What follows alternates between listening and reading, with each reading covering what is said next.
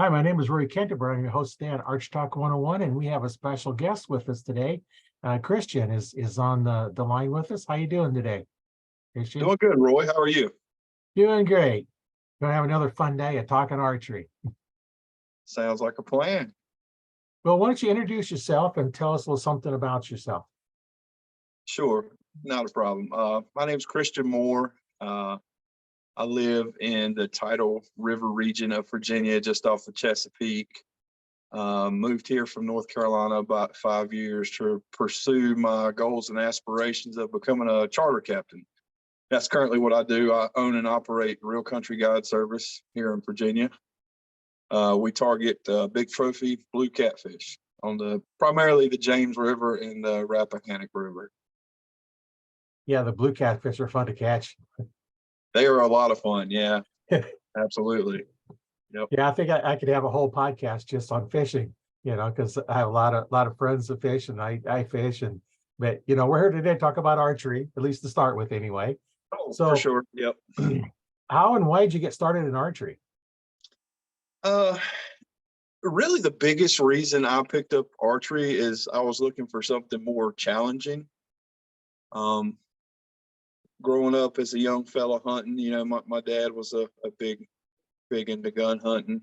Done really well at it, which there's nothing wrong with that. But I got to a certain point where I was, looking for something a little more challenging, and I guess it struck my interest seeing the guys who were in archery being able to get out in the woods early season and get an opportunity to get at those bucks when they're still roaming in their bachelor packs early in the season, and just something different, more challenging, I guess. Yeah, and that's what a lot of it is more challenging. It takes more work, but you do get a lot closer to the game. I had For one sure. guy that was asked to, he bow hunted. He's, going for, all the big games in United States. And he asked one time, I said, what's the difference between a bow hunter and a gun hunter? And he said, the time you spend hunting. Because, Yeah. going on a hunt, you're gonna stay the same amount of time preparing for the hunt, whether it's gun or bow. You're gonna stay in the, same amount of time getting there, getting set up to go hunt. And then after you kill the animal, you're gonna spend the same amount of time doing it. So what's different? On a rifle, you could go out the first day and you see one, 200 yards away, 300 yards away, and you shoot, your hunt's done. With a bow, we're just getting started. Now I Yep. got for how to get closer than bow range, and 200 yards is not bow range.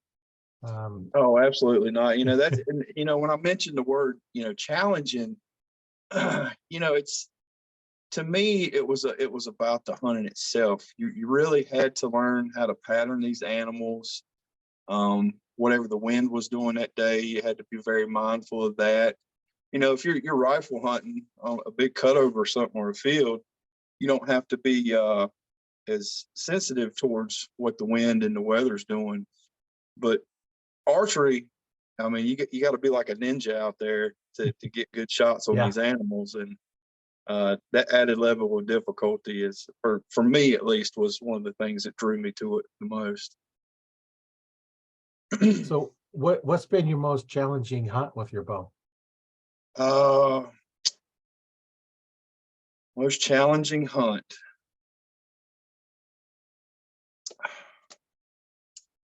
I'll tell you, I had been, this is probably my third or fourth year toting a bow in the woods.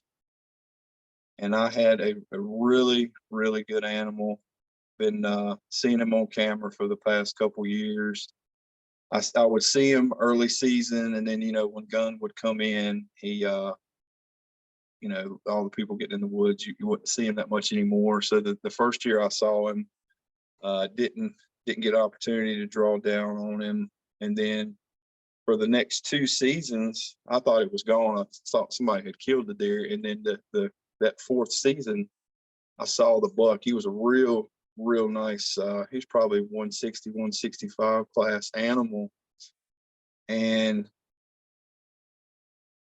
I saw him crossing one of my shooting lanes, and he was right at the outskirts of where I feel comfortable of cutting the arrow loose. He was right around 45 yards. And I got so excited. I forgot I was at the time I was shooting a 1-pin sight optimizer, HHA optimizer. And I got buck fever so bad I forgot to turn that pin up and turn the dial and shot right up under him. That was very difficult to stomach, for sure, from a difficulty, but probably physical difficulty, probably stalking. I've killed one deer stalking them with a bow. I think that's probably the most challenging thing is stalking an animal in the wild and getting a kill.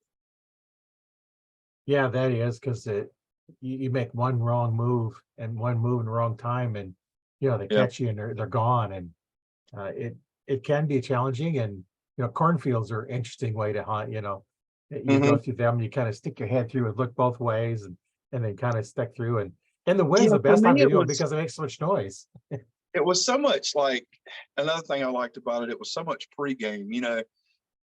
You get in the woods, you set your stand up or your ground blind or wherever you're hunting, and I would spend hours in the woods before the season would even come in, picking shooting lanes, trying to hypothesize where they were going to be, where they were going to move. I would have different things and different trees in the woods. I would range them and kind of add to memory what ranges those marks were at to kind of help me, because a lot of times when a deer walks in on you, you don't have time to be able to make the movement to bring that rangefinder up because you don't want to get busted. Right. So anytime you can preemptively plan and know all your yardages around you, that definitely helps. Yeah, that helps. And like you said, you had a one pin and you forgot to set it. Well, that's the Yeah, disadvantage of a single pin. absolutely. And I used to shoot a more traditional multi-pin shot. I think you and I had talked about this the other day when you reached out to me, because I ended up having to shoot a clarifier with my prescription glasses. Over the course of a few years, as I kept shooting, I started to get really bad pin blur on the multi-pin sights because Right. my prescription kept changing and changing as my eyes were growing older. And eventually it got to the point where I had to go to a 1-pin because I was having trouble deciphering the multi-pin shooting sights. Yeah, and therein is the advantage of a single pin. You only got one pin. So if you Right. set it, you don't have to figure out, okay, which pin do I use? It's already decided for you. And Yeah. it can be either way. I still use multiple pins. Just because that's what I'm used to, and I still use multiple pins, but in my hunting bow as well as my a bow I use for target and everything else. Sure. Yeah, if it works, but like I would still shoot a multi-pin sight. I really was not happy having to go to a 1-pin, but it did help me see better. And And that's the whole focus. thing, whatever we need to do, if it gets down where we have to go to a crossbow to still stay in the field, hey, go with crossbow. It's still archery. Yep, for sure. Kind of like I said, just about every episode, archery is a stick with a string flinging another stick. If it fits in that category, then it's archery. Yeah. So, Yeah, because as you grow older, you don't have the strength, or your joints start getting bad. When I was a young fella, I used to have a different mindset, especially with some of the older guys shooting crossbows and stuff. Now that I'm over 40, I get it. I yeah. understand. Well, and for a long time in Nebraska, a crossbow fit under the firearm season. You couldn't use it during archery unless you were physically unable to draw and hold back a traditional type of bow, whether it be longbow, compound bow, or recurve. If you couldn't do that, then you could use a crossbow. But they've changed that now, so they consider a crossbow during the archery season, so it's open for anybody. And nice on that is somebody that is going from firearm to archery can pick up the crossbow and be right in there really good because you shoot it basically the same way. You That's bring it right. up, you put the scope on it, and you squeeze the trigger. You Mhm. start getting into compounds, and now you shoot them differently. You know, you're Yeah. holding them differently, you're shooting them differently, and recurves and longbows, you know, you're still, you know, holding fairly the same, but you're releasing differently because normally using fingers, Right. you know, so they just all shoot a little differently. And, you know, and the other reason, I like crossbows is, you know, for the younger kids, you know, they don't have the strength, you know, maybe they can only shoot 30, 35 pounds. And nice thing about the crossbow is now it doesn't matter because you can put cranks on them to cock them. So as long as you're strong enough to turn and crank, you can cock a crossbow. Yeah, yeah, I really enjoy that. That's a good point that you brought that up, Roy, because one of my biggest passions is seeing our youth get in the outdoors, and that does allow the young boys and girls to archery hunt within season as a crossbow. That's a very good point. Yeah, Yep. yeah, and you know you don't have to have a lot of draw weight to kill a deer. Mm-mm. You know, uh, now if you get the lighter weights, you want to stay with a fixed blade. You know, to be slower, and Yeah. you do sacrifice some of your kinetic energy with the mechanical.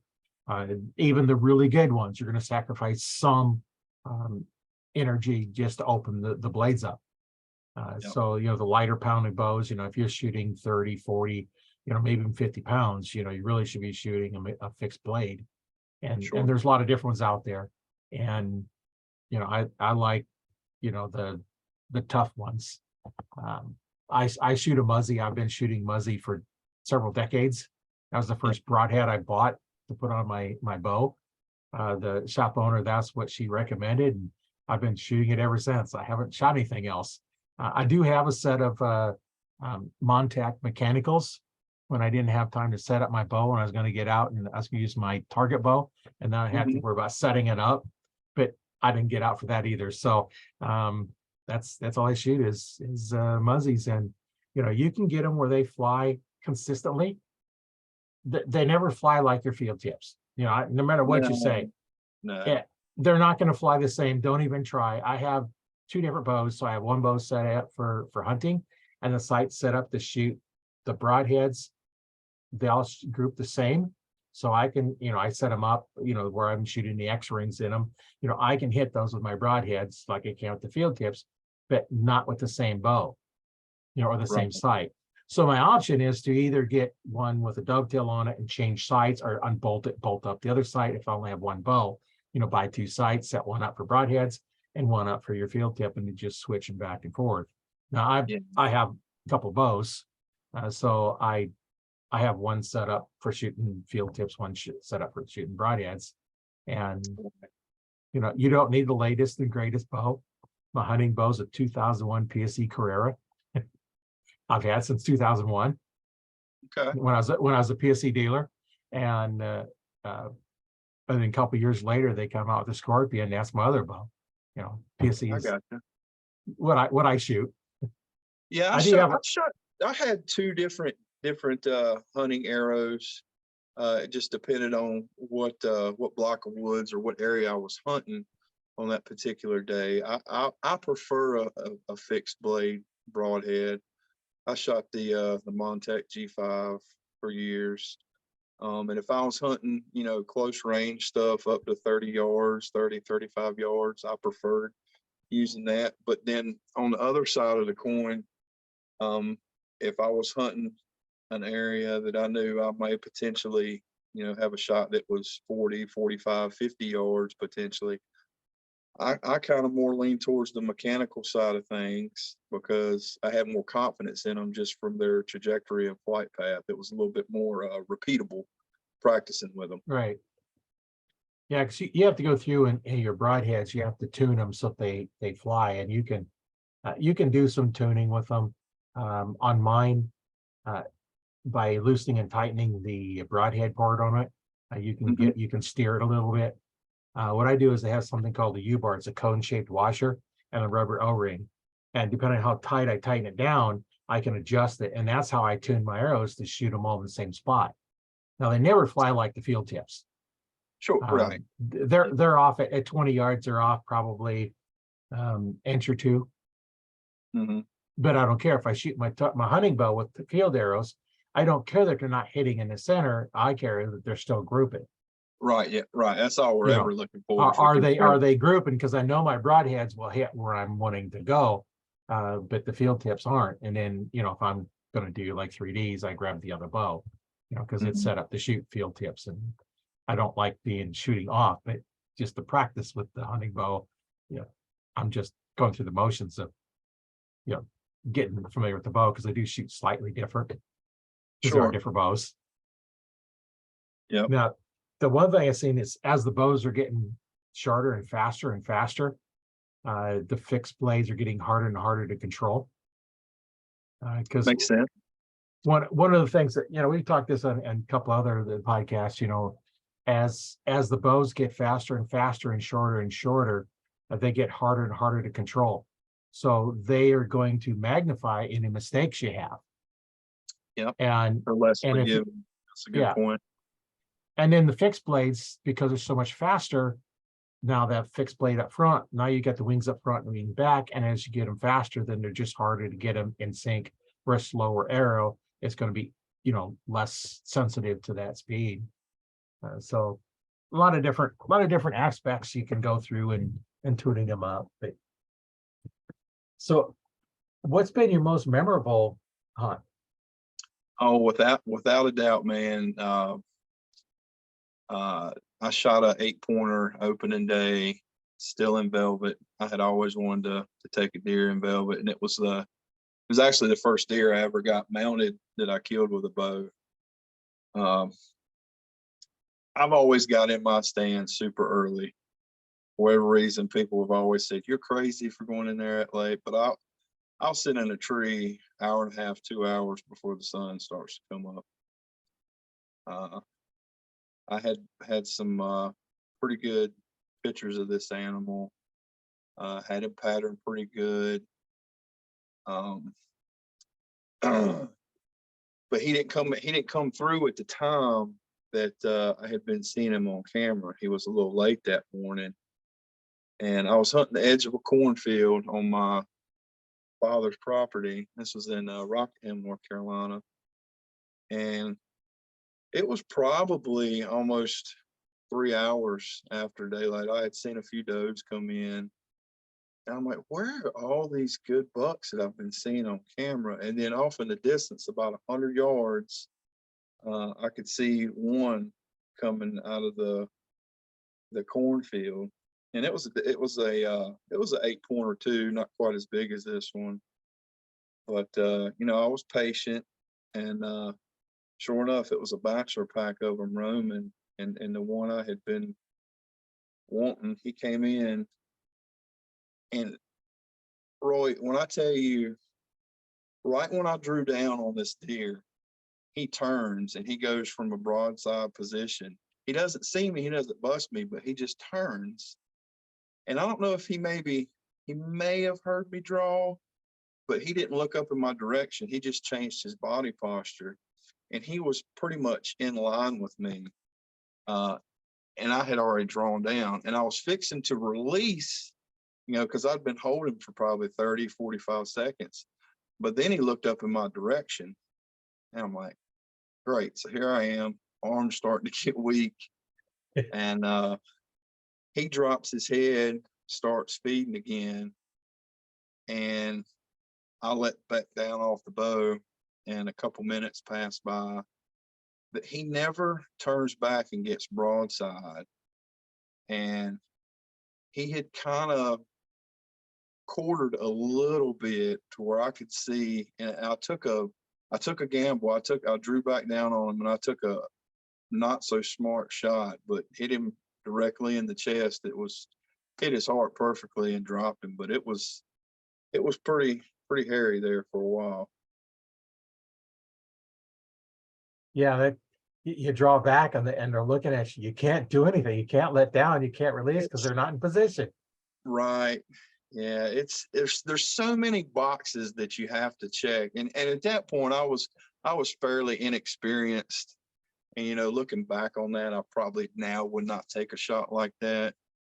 But the odds were in my favor that day. But you know, going back to what I was saying, you know, you got to check all these boxes before you let an arrow fly. And it's gotta be a good shot. with a bow and arrow to make sure that you don't have to do a whole pile of tracking.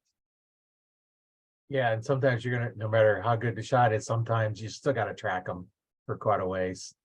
Mm-hmm. Most definitely. Yeah, it's, like earlier, you don't need a lot of weight. It's all shot placement. If you can get in there and miss all the ribs, you don't need much weight to go through. But if you start and go through some of the shoulders and then you have a little bit more problem.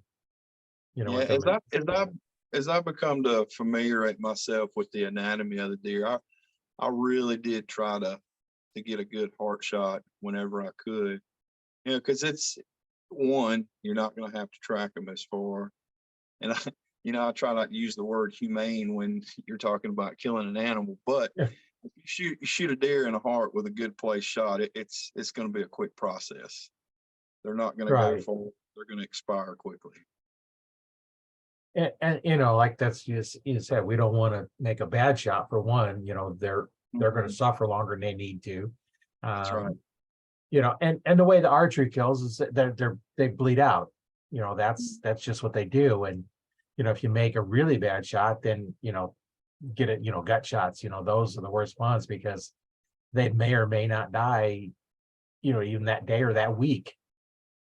So we kind of avoid those if at all possible. But we've all made bad shots. Oh, it happens very frequently. I mean, I don't know how many deer I've caped out and found pieces of broadheads, arrows, all sorts of things in them that had been in there. Maybe not even from that season, but maybe last year, the year before that, or the year before that. I mean, it happens a lot for sure. Yeah, I had one that there was one of the fixed blade ones that have the blades that are just barely held in or something, and you put them in, and they just kind of a little knob at the back and the pin at top and screw the tip on. I found one of those in the back strap when I was cutting off on one buck that I shot, and then one year I was out hunting. This guy told me that he shot a deer and just skimmed its back, just barely skimmed the back. A little bit later that season, I shot that same doe. It's like, what's this? Oh, that's because that's right where he said he cut it. Just sliced you right at the top of the back and missed everything vital, just cut the hide. And that was the one I shot later. And Yeah, I killed one time. It was a doe, and it had the arrow or the broadhead had went right kind of in that back strap area, and it had about an inch and a half of the actual arrow sticking out of its body. And there's no telling how long it had been there because everything had grown and fused around it. Yeah. It's crazy how tough those animals are, man. Yeah, they are pretty tough. Yeah. Yeah, they're a pretty tough animal, and they're good to eat. Yeah. Exciting to hunt. What's your most memorable hunt, Roy? Well, I would say it's probably the one. I had my son with me, and we had this deer was coming in, and I stood back there and watched him stalk up on this deer, and he didn't get it because he didn't know when it's behind a tree draw, but I watched him stalk up on this deer, and that was kind of cool. We did that. And another time I was out with him, and it had been raining, and it was supposed to quit raining, didn't quit raining. So finally we decided, we're gonna go. So I got my son with me. The other guy I hunted with was there. We're starting to walk out, we're going down, and here we've seen this deer. So I stopped and I told my son, it's like, okay, stand behind me because he's looking at me, he's not looking at you, and just get ready. And then, but it did spook off before we got a chance to for him to take a shot at it, because I was gonna say, okay, just slowly step out and take a shot, but didn't quite get the time. But those kind of things that you remember pretty well. And yeah, that's cool. You get to enjoy it with your children for sure. yeah, I had a few of those like that. I had my one youngest son with me, and I put a tree stand next to me and had him all camoed all up, and I gave him the deer call. And this is, you call, you can't do it wrong, because I says, if they're coming in, they're coming away, you want them to just be quiet. And there's three things going to happen if you do a call. They're either going to hear it or not hear it. They're going to come to it or run away. That's right. If they hear it, they either come to you, run away, or ignore it. So that's all they're going to do. And it doesn't matter what you're doing with it. There was one time I had a grunt call, and I heard what sounded like, when duck hunters get bored, kind of goofing around with the call. I've done that. And I heard this sound of So I just figured it was a duck hunter. Next thing I know, here comes these two does walking in, and the one doe was doing that. So that's when in Nebraska we only had 2 tags all we could get. And I already shot a doe, so now I hunt bucks until December time frame, and then I'll shoot whatever to fill the tag. So it was time I was only hunting bucks right then because I'd already had one down, and so I went on a call, and I went and I just kind of, I don't know, I really goofy sounding call, and the one doe that wasn't doing the bleating come running straight to my stand. I'm looking at her through my tree stand, and she's standing down underneath my tree stand, looking around for this buck. And I could hear the other doe just kind of bleating as it's walking off, and then just walked off. I swear she had to have hit my pole rope. Well, I got a favorite saying I like to always say, and this can be in the woods or out on the water. You're wanting to catch a big fish or harvest a good buck or something. You got to look at it like this: it's either going to happen or it's not. The key is just to keep going and stay going, and it eventually will happen. Just don't get discouraged. Just stay positive and keep at it, and eventually something good will come your way. Yeah, you just got to keep going out and doing it, and that's what really counts, the fun part in there.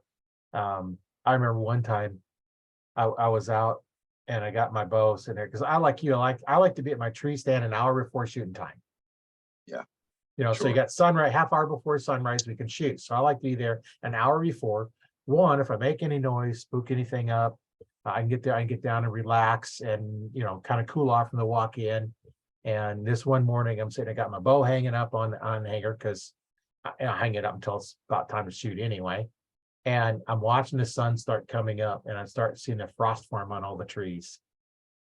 And I'm watching it form on my bow because it's sitting out there. Frost is forming on all the trees.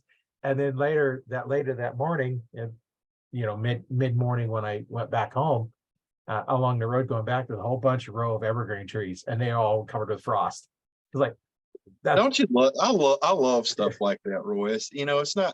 It's not only about the kill or the hunt. It's just getting out there and experiencing nature and getting to see stuff that probably 90% of the population don't even know you can see or experience. Yeah. And you're sitting in your tree stand all camoed up, and a bird comes land, within, you can kick it. It's so close. A bird or a squirrel or a black bear cub. I had a black bear cub come up the tree one time. I was in a climbing stand, and he come all the way up to the base of the stand and stops. He's doing that, kind of like a dog does, looking at me. Yeah. And he goes to put his paw up on the base of the stand, and all the while I'm sitting there thinking, this is the cub, where's the mom at? Right. And he goes to try to continue climbing up the tree, and I put my foot in front of his head, and so he just shuffles around to the other side and starts trying to come up. And then in a stern voice, I'm like, no. And then he goes back around to the other side. And then I have to put my boot on his forehead and say no and push him down. And he eventually, he wasn't scared at all. He had this curious personality about him. Like, he was not afraid one bit about me. He was just trying to figure out what was going on and what was up in that tree. But he eventually crawled back down and wandered off. But I never, and it was a young bear. Definitely should have been with his mother, but never saw her. Thank goodness. Yeah. Yeah, that's the kind of stories it's all, the interesting, the things you remember. And of course we all like to go out there and kill a deer because we got the meat when we get to go home. But so there's other memories that is always nice to do. And you've got these tracking things, you're tracking a deer, and those are all stories in themselves. But Mm-hmm. there's always interesting things that happen out there. I've had friends of mine tell me that birds have actually landed on them. Yep. Yeah. Because you look like a tree. You're sitting there, they just land on you. They don't know. Squirrels, Yep. they can't figure, if you're in camo, the squirrels can't figure what you are. I've had them crawl right by me, right over me. Yep. Yeah, I've had it a couple times. I had a squirrel. It was one place, it was not much going on, and this squirrel come out, and I'm sitting in the tree stand, and I'm not sure if season's open yet because I have my hunting tag, so I can shoot him if I wanted to. So I reach in my pocket, pull out my wallet, open it up, pull the card out. It says, squirrel season's open. Put it back and put it in my pocket. All this time the squirrel's looking at me while I'm doing all this. So then I draw back on it. It's still looking at me. And so then I shoot the squirrel, and I don't shoot up in the tree because I don't want to lose the arrows, but this is down on the ground. It just went right through, and he just sit there and watch me the whole time. Couldn't figure me out. Guilty as charged. I've done that before as well. It was definitely in season. I was walking out, and this squirrel was on top of a fence post, and there's tall grass on the other side of the fence. And he's just looking at me. I'm walking by, and I'm actually waving my arms. He's just looking at us. I'm not going to shoot because I'm not losing an arrow in a grass field that tall, for a squirrel. Right. It's bad enough I just sharpen the blades on the broadhead, but now that old 2001 bow that you're shooting, what kind of arrows do you shoot out of that bow? I shoot a PSE carbon arrow. Okay. Yeah, I've got what they call their Comp Pros with their 1000 straightness one, because that's pretty much all I shoot. Mm-hmm. We've talked this in other podcasts, but the straighter the arrow, the tighter the groups. Yeah. The tighter the groups, the more accuracy you're going to have, and the longer range you can shoot because you have a more accurate arrow. That's correct. What spine is it? Well, PSC, they go 2, 3, and 4. The higher number is the stiffer spine, where a lot of them go different. They go the reverse direction, so it's the amount of deflection. PSCs go differently, and they're a 300 spine, which is what I need for a 70-pound arrow. Yeah, or 70-pound bow. Yeah, not an arrow. Arrow though weighs 70 pounds. I know what you meant. I know what you meant. Yeah, the arrows for my target, they weigh about 370 some grains. Your target arrow is 370. Okay. Yeah, and my hunting one's a little bit heavier because I tried PSC come out what they called the Hunter Shaft, which is a 7,000 straightness arrow. So I got some of those in to try them out and see what they were like, and so I've got my broadheads on and I'm tuning them up. And what happened, they set 400 spine, which is heavier than the 300 spine. And so I got them all set up. I got my bow set up. I could keep them in the X, with that low tolerance, but I'd keep them in the white on the 5 spot. So at the range I shoot 20 yards or less is where I shoot. So it really did make as much of a difference there. Well, when I got ready to replace them, that's when I discovered they were heavier. So now I had to put weight tubes in my hunting arrows to bring the weight up the same, because I didn't want to readjust all my pins. You said weight tubes? You talking about a heavier insert? Right. You take inside the shafts, there's a plastic tube that weighs, like 1 grain an inch, 2 grains an inch, whatever there's different ones. So I was taking, and you take the knockout and then you put in the tubes, and then you can bring your weight up. Oh, I wasn't familiar with that. I knew you could change weights by changing knocks and inserts and stuff, but I didn't know you could change stuff inside the arrow. Right. Now, if you have to, like some of the African hunts, you have like a 700 grain arrow or something really heavy, and I've talked to other people where they'll fill them with sand, to get the weight. The heavier arrow does not stop when it hits something. The lighter arrows will. And I like to equate it to, okay, you have a brick wall, you have a semi, and you have a Volkswagen, both traveling at 70 miles an hour. Which one goes through the brick wall? Yeah, but they're not going to get that 700 grain arrow to go as fast as that Volkswagen. No. I don't know what are the 700 grains? That's Yeah, heavy. that's I heard somebody say, go 700 grain arrow. A lot of them like the 400, 450 for hunting arrows just for that reason. They're a That's little where bit I'm at. slower. I think my hunting arrow is about 430, 435. Yeah, and that's where mine ended up being because of the heavier spined shaft and heavier weight. So those are set up that way. But my other ones are, I shoot 70 pounds and 370 grain arrow and at 29-inch draw length. And Okay. so I'm kind of pushing there on limit because it's supposed to be 350 grains at 70 pounds, and mine's just barely over that. Is where you really should be. And my hunting one's a little bit heavier, but I don't care. That's how they shoot good, and that's all I cared about. Well, correct me if I'm wrong, but it 350 grain arrow, that's what they IBO the bows at. Right. Yeah. So that's what when they give you the rated speed of a bow, it's 70 pounds, one knock point, 350 grain arrow, 30-inch draw length.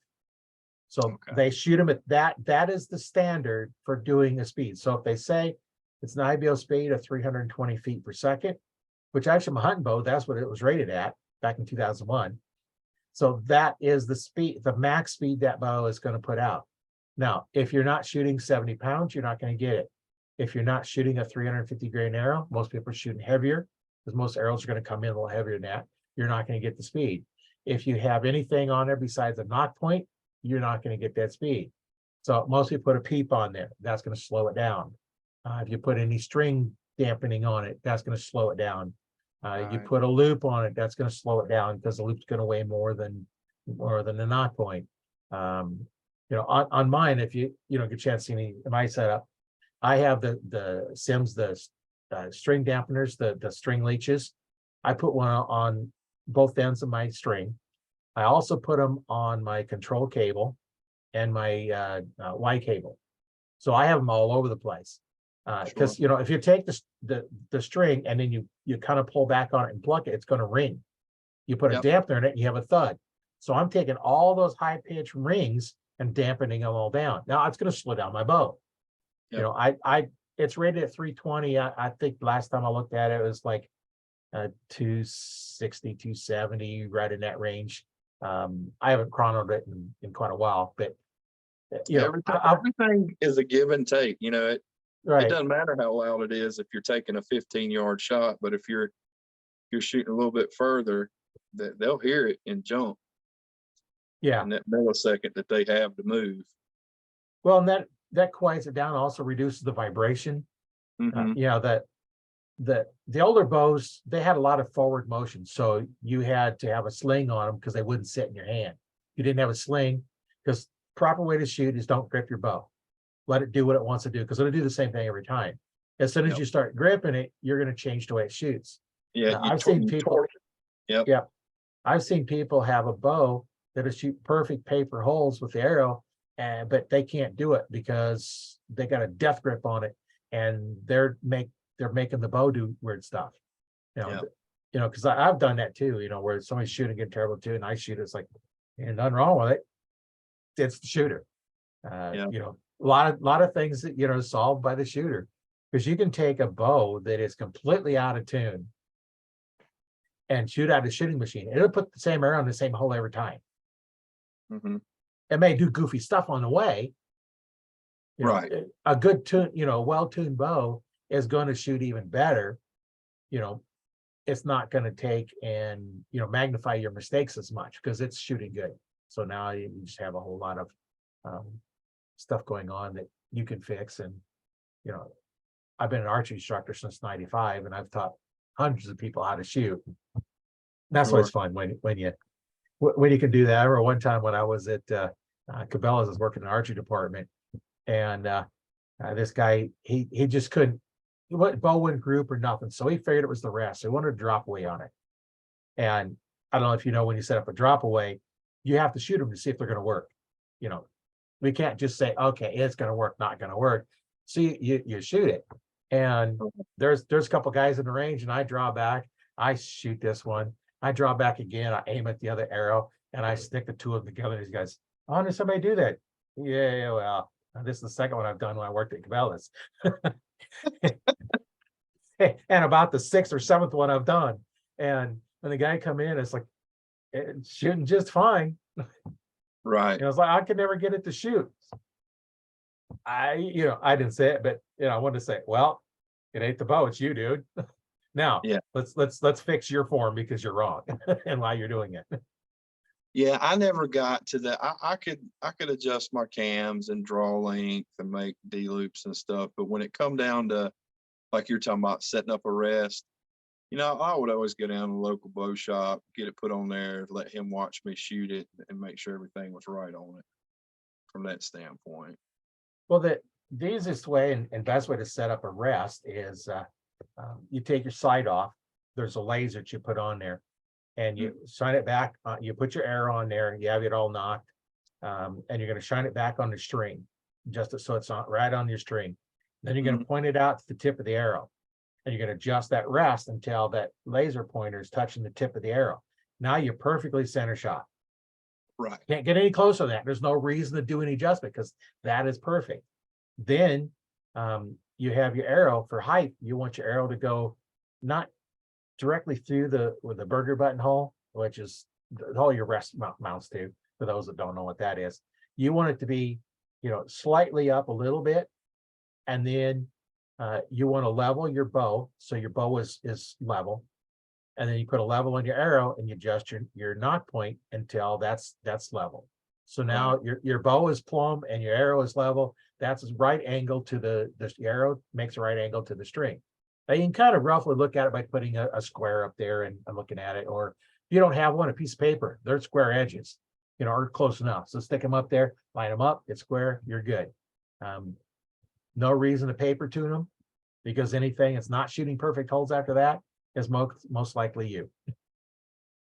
Makes sense. Because when I put on a loop, the way I put them on, you don't untie them. If they're tied on correctly, you got the little tech tip here, before you tie your loop on, wax it. The knots will get tighter, and you don't, somebody will say you got to have a knock point on there. No, I've done some testing, and most your older bows for sure. Some of the new ones may not, because there's such a sharp angle. Who knows? But I put the loop above and below the knock, and I have no space in there, so it's just tight against there, pulling back tight, and way to go. And you don't want a real long loop. That's a good tip. I cut my loops about 4.5 inches long. I have one end burnt, measured out, cut 4.5 inches, burn the other end, wax it, tie the loop. Now on them, I can't really show it here because I kind of describe it. When you tie them, you're going to have the part that loops over on one side, they'll be on the other side. So they have to be on opposite sides. And the reason for that is that they're both on the same side. They're going to twist your string. So you're pulling on one side of the string, where if you're on each side, now then you're pulling back straight. And a couple little tips for anybody listening that's trying to set one up. And if you have any questions or anything, the Archery Talk 101 Facebook group is a good place to go for information like that. You can post questions, and somebody get back. I've been a archery instructor since '95. I've been a bow tech. I went down to PSE, spent a week down there in 2001, and been working on bows ever since. A little before that, but I didn't really know what I was doing. Gotcha. Bro, I got a good question for you. What is your take on practicing with your bow? A lot of guys, after hunting season's in there, they leave them put them back in the case, they wax it real good, and they don't get it out till, a couple weeks before the season comes in and start shooting. Are you a big advocate of shooting annually, weekly, monthly? How often do you shoot? And what do you feel is necessary to stay, I guess, in tune? Well, you need to do as much shooting as you can, to a point. I know there's a lot of people, like you said, that after hunting season's over, they'll put it away. A week before, they're going to pull it out and start shooting it. The problem with that is if there's something wrong, you have a week to get it fixed before season starts. Yeah. having a shop, I've had people come in and says, is it normal for your bow to string to break, over the summertime? And I says, no, if it's a bad string, it can. I've had one do it because I need to replace it. I just make a new string. I didn't make one. I was like, I think the other thing's going on. And next I open it up and string it broke. Well, it was many years old. Well, this one guy come in, I said, well, no, not normal. Let's see. So we opened up his case. And of course, yeah, the string was broke because it got cut. His broadheads are in the lid of the case, not covered. Oh, okay. And all it takes is a broadhead to touch your string because it's under a lot of pressure and it snaps. I'm like, That's right. well, yeah, it's normal when you put broadheads in there. Now, in my hunting setup, I have my broadheads in my case, but they're in the quiver. So the broadheads are actually covered. I don't have open broadheads in there. They're always inside of a quiver or something. Yeah, so they're mine's all saying protected.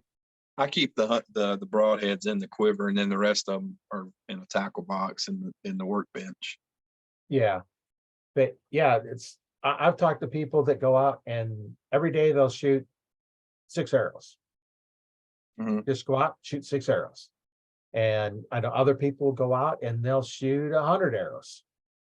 Yeah. It all depends on what you want to do. And, if you think it's a chore, then yeah, you're not going to want to do it. Now, for Right. those that do put it up, like for the summertime, I would get out at least a month before and start shooting it, because you're going to build Absolutely. those muscles. Because, what happened to me one time was, I'm doing all the shooting over the summertime, come hunting season, now it's hunting season. So I'm set up for hunting. That time I had one bow. So I'm going to set it up for hunting. And I quit practicing. Well, one morning it was cold. I climbed up in the tree stand. I always like to draw my bow, before anything goes on, just to kind of make sure Do the everything's all right. same thing. Yep. I could not pull the bow back. Now I shoot 70 pounds all the time, but I hadn't been shooting. So I'm trying to pull, I'm straining, I'm pulling as hard as I can. I can't get it back for nothing. I was like, and I hurt myself kind of doing it. So I sat there and waited. I was like, either I go home or just sit here and wait. So I sat there for a while and kind of warmed up because you're still stiff and everything in the morning. And then I was Right. able to get back, but I hurt for a week after that. It's You all still because do you still shoot a 70-pound draw? yeah, I still shoot 70. I've got my one as I'm working on it, got it turned down to 60.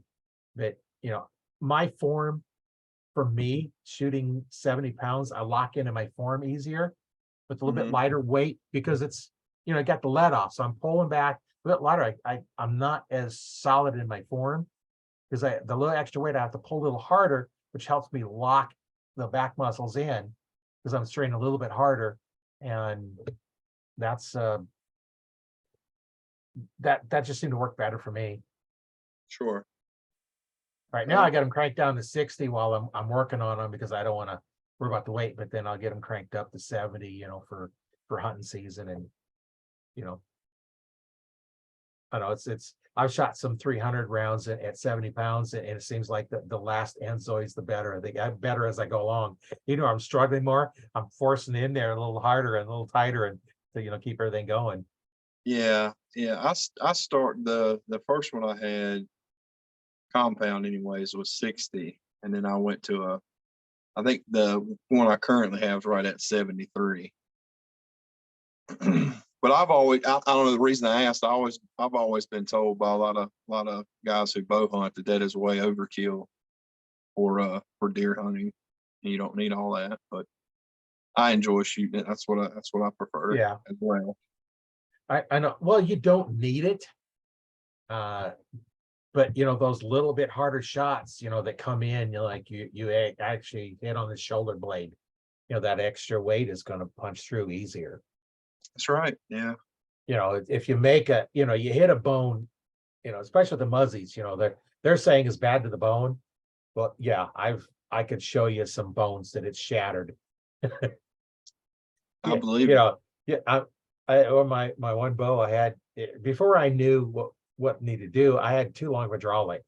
I was way overdrawn and a big heavy coat that I heard the arrow hit the string hit my sleeve. And of course, I didn't make a good shot. I don't know where I hit it, but I seen the deer walk walk a little away and then just kind of lay down, and Sure. eventually died. And I know I didn't run off because I shattered the thigh bone in the leg.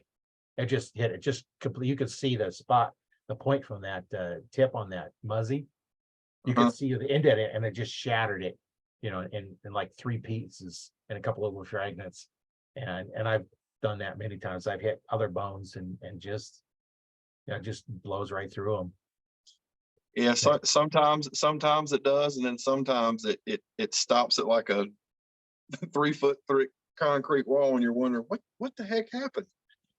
There's one spot on the shoulder Mm-hmm. that That if you plate hit it, area. it's not going to go through. And Perfect. sometimes if you hit them in the spine, it doesn't go through, because that's a pretty tough part there too. Yeah. If you don't bust through that spine, and Mm-hmm. even 70 pounds at a close range is still, you can still not get through, it didn't penetrate. So there's a couple spots on them that, even a good muzzy, tough broadhead isn't going to go through. But Sure. I know my first bow was back when we were shooting aluminums. I was shooting 25 or 21/17s, full length arrows. So they're normally 32 to 34 inches, the arrows, back when there's that aluminum. Yeah. And I had 125 grain tip on it, shooting 52 pounds. And I was 20 feet up in the tree, and the trail that I had to get over some bushes. So I was 40 yards away.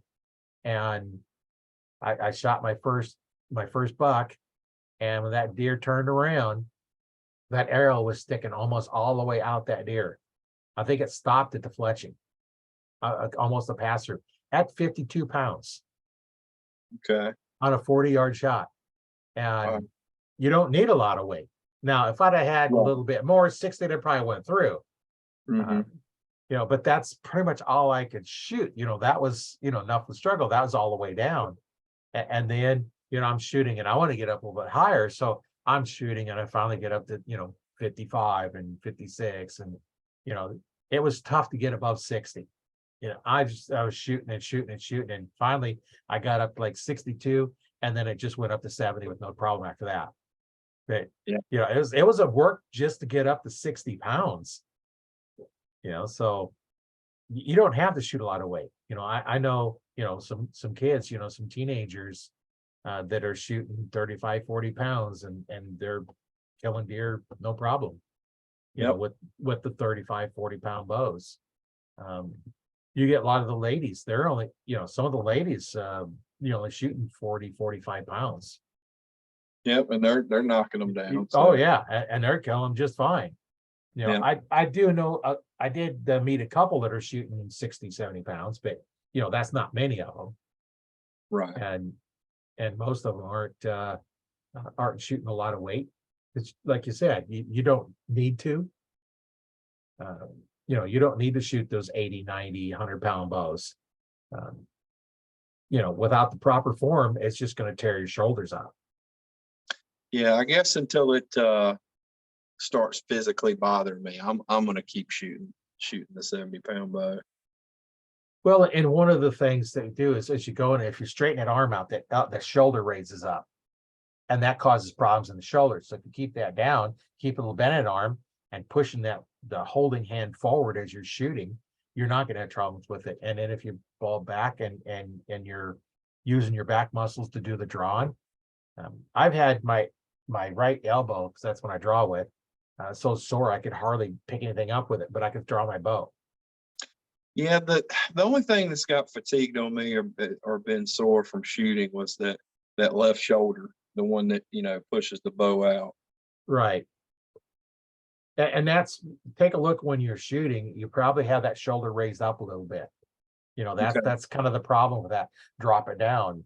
And when you're shooting, that's one thing you do in the Archery Talk 101 Facebook group, upload a video of your shooting and we'll take a look at it. Okay. And give you some pointers. That's one of the advantages of that Facebook group is, you don't have to worry about everybody selling anything, because you don't sell in it. There's none in it. If I see it, I delete it. The only links you're going to see is to archery events. If you want to, want to know what archery events coming up, or you have one come up, post a link to it and help you out that way. And if you want to upload a video, we'll critique it, and give you some pointers. You know, that pretty much anybody can get a good critique. You know, I've even had some looked at some that are, you know, professional Olympic archers. You know, it's like, hey, you know, something's not feeling. What is it? And you're looking and you're looking. It's like, oh, try this little bitty tweak. You know, and then you got the beginner that there's all kinds of things to fix. Sure. And you know, whatever question you want to ask. You know, the only stupid question I say is the one you haven't asked. Because Exactly. I agree with that 100%, Roy. Now, if you ask the same question 100 times, we're going to pretty much tell you it hasn't changed. Yeah, and nobody really asks it that many times, but you know, ask a question, you know, and we answer that one. Ask a different question. You know, you can ask questions all you want, and you know, and then if you want some extra help, you know, we can get together and help you out that way. You know, Sure. I can do online coaching and help people out that way, and that's a really advantageous, you know, of the way things work. You know, we got a Zoom here, and you know, it'd be real easy, you know, for you to shoot and me watch you shooting, and we can critique it, and then of course we video it, like doing here, record it, and they can play it back. And that's one nice thing about now is because we can record things and play them back and stop them in slow motion and all kinds of things now. And we can look at different things going on. You know, when I first learned this back in '95, your option was VCR recording. That was it. You know, and that stopping those and recording those, you know, the quality of the picture was not near as good. We've come a long way since then. Yeah. These phones have more features and better quality cameras than some of the professional digital cameras. It is, yeah. You're absolutely right. It amazes, like a friend of mine recently, we're doing some filming out on the water, and he's got the new iPhone. It is amazing, the clarity and the definition that that thing can capture. Well, and my two here on the computer, I have a Logitech camera that I have, so I get some, you know, pretty good pictures rather than using the laptop one. It's not very good. So if I'm recording at the computer, I'm using that one. Otherwise, Sure. everything I'm recording is on the phone. You know, all the YouTube videos I put out are all recorded on the phone. If I do any recording, it's on the phone because it's just so many features. And I was talking to a lady, it's a professional photographer, and she was saying that, yeah, the cell phones take a much better picture than her digital camera, but it doesn't look good for a professional photographer going around with a cell phone taking pictures. They got to have the big, you know, the big digital cameras. And yeah. I just realized I did not bring my phone charger out here to the shop. Oh, and I just got that little bleep come on my phone. Oh yeah, so we better kind of wrap this up before you kind of drop off on us. We've got 15% left, so we've okay. Yeah, we've probably got another at least, you know, 10, 15 minutes. I just wanted to give you a heads up. Oh, my apologies for not being prepared. Yeah. So I know you have the fishing charter business. How would somebody get a hold of you if they're interested in doing something like that? Yeah, it's a good question. So probably the easiest way, most direct, would be just to give me a call on my personal line. It's 336-988-1394. My website, you can go to Real Country, that's REEL, realcountrygs.com, and that'll show you like the services that we offer, where we fish, what bodies of water, what landings we take out from. And then I also participate in social media. You've got Facebook, I'm on TikTok as well, and Instagram. So any of those platforms would be good. Yeah, you should come down. You should come down, Roy, and fish with me. Get on some of these big blue cats. Yeah, that sounds like fun. I've got the rod and reels for them. It is a lot of fun. Pretty heavy one. Yeah, we'll have to do that.